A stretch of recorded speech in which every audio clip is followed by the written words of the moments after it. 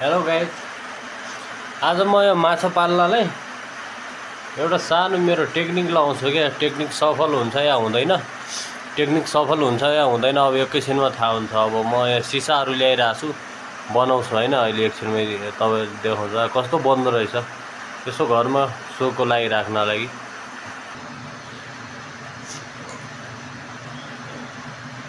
अब चाहिँ ढिलो नगरेर चाहिँ काम सुरु गर्ने भन्ने कुरामा म विश्वास गर्छु।